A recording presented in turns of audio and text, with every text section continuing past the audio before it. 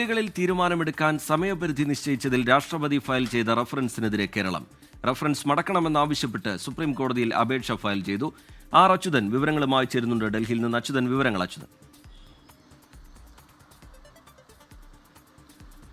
റീജിത്ത്, നിയമസഭ പാസാക്കിയ ബില്ലുകളിൽ നിശ്ചിത സമയത്തിനുള്ളിൽ തീരുമാനമെടുക്കാൻ ഉത്തരവിട്ട് രാഷ്ട്രപതിക്കും ഗവർണർക്കുമെതിരെ ഉത്തരവിട്ട സുപ്രീം കോടതി വിധിക്കെതിരെയായിരുന്നു രാഷ്ട്രപതിയുടെ റഫറൻസ് നൽകിയിരുന്നത്.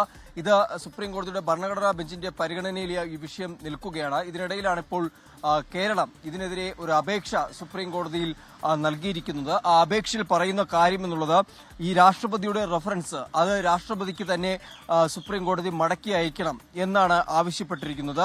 റഫറൻസ് നിയമപരമായി നിലനിൽക്കില്ല എന്ന് കേരളം ഈ അപേക്ഷയിൽ പറയുന്നുണ്ട്.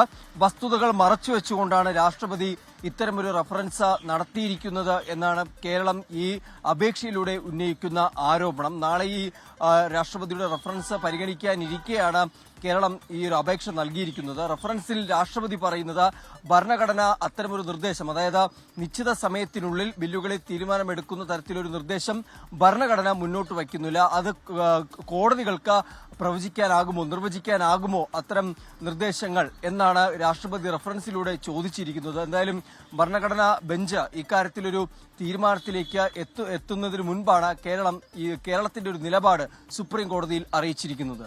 ശരി, ആർ അച്യുതൻ ഡൽഹിയിൽ നിന്ന് വിശദാംശങ്ങൾ പങ്കുവയ്ക്കുകയാണ്. ഭരണഘടനാ ബെഞ്ചിന്റെ പരിഗണനയിലാണ് ഈ വിഷയം ഉള്ളത്. ബില്ലുകളിൽ തീരുമാനമെടുക്കാൻ സമയപരിധി നിശ്ചയിച്ചതിൽ രാഷ്ട്രപതി ഫയൽ ചെയ്ത റഫറൻസിനെതിരെ കേരളം നീക്കങ്ങൾ നടത്തുകയാണ്. റഫറൻസ് മടക്കണം എന്നാവശ്യപ്പെട്ടുകൊണ്ട് സുപ്രീം കോടതിയിൽ അപേക്ഷ ഫയൽ ചെയ്തിരിക്കുകയാണ് കേരളം.